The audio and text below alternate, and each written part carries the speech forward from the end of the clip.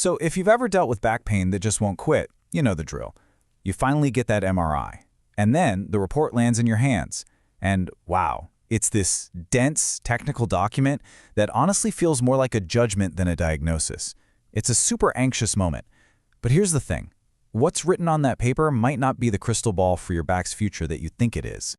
Okay, let's really get into this. We're going to look at a massive study that asked this exact question. Does all that wear and tear we see on a lower back MRI actually predict who's going to have pain years from now? The answer is, well, it's pretty fascinating, and it might just completely change how you think about your back. All right, let's start with a scenario that is way too common.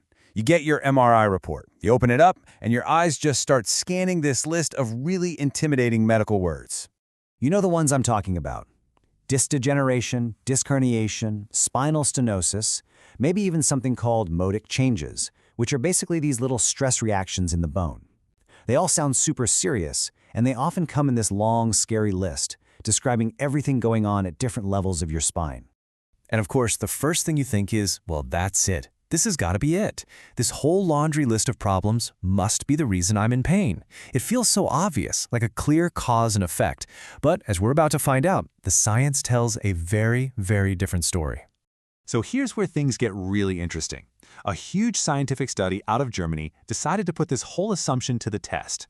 They basically asked, does the picture of your spine today really tell you anything about the pain you might feel tomorrow?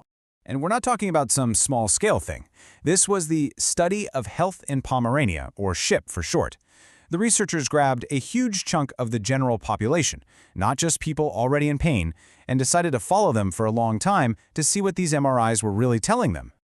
And when I say huge, I mean it. At the very beginning, they gave a detailed lower back MRI to more than 3,000 people.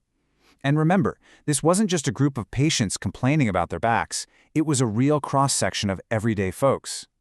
Now, this is the really cool part. They didn't just take one picture and call it a day. No way.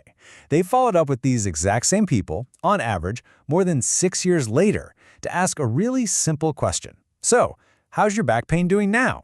That long-term view is what makes this research so incredibly powerful. So the whole key here is to understand what those first MRIs showed and then to see how that lined up with who was actually in pain. And trust me, this is where things start to get pretty wild. Let me just ask you this.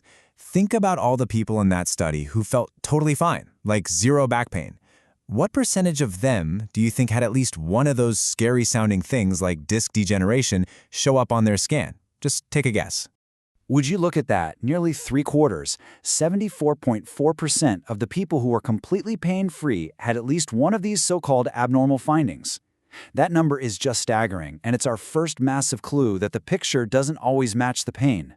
In fact, when you put the two groups right next to each other, the difference is, well, it's tiny. About 78% of people with back pain had a finding, and about 74% of people without pain had one. The overlap is just enormous. It tells you these things are incredibly common, no matter how your back feels. So if these findings aren't really about pain, what are they about? Well, it's a lot like getting gray hair or wrinkles. They are very, very strongly linked to just getting older. As you can see here, by the time you're in your 50s, around 80% of people have at least one finding, and that climbs to over 90% for people over 70. For the most part, this is just a normal part of the aging process. Okay, but now for the million-dollar question, the big one. Let's forget about who has pain right now. Could that initial MRI from 6 years earlier act like a crystal ball? Could it actually predict who was going to develop pain or whose pain was going to get worse? You know, the researchers' own conclusion says it all, and it's about as clear as you can get. They basically said that all those common degenerative findings they looked at, they just don't have any clinically important link to low back pain. In other words, the MRI was not a crystal ball. And this slide really breaks down that conclusion in a fascinating way. For people who already had back pain when the study started, their MRI had basically zero ability to predict how their pain would change over the next 6 years. For those who started out pain-free, there was only one tiny exception. If you had 5 or more of these degenerative findings, you were linked to a very small 1.2 increase in pain on a 10-point scale 6 years later.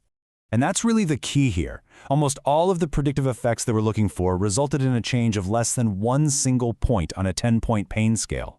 To the person actually feeling it, a change that small would be, well, pretty much unnoticeable. It might be there in the stats, but it's not meaningful in real life.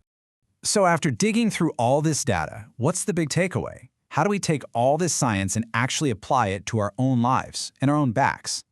Look, the main idea here is not that MRIs are useless. Of course not. They are absolutely critical for ruling out really serious things like fractures or tumors. But for the vast majority of regular old back pain, we have to kind of reframe what that report actually means. Those abnormal findings are often just normal parts of an adaptable, aging body. And for most of us, they're really bad at predicting our future. It's why focusing on how you move and feel, your function, is so much more important than just focusing on your structure. And all of this leaves us with a final, really powerful question to think about. If the image of our spine isn't our destiny, it kind of forces us to look elsewhere, right? It suggests our bodies are incredibly resilient, and that other things like movement, strength, sleep, and stress play a much, much bigger role in our back health than the words on that scary-sounding report. What we do matters so much more than what a picture shows.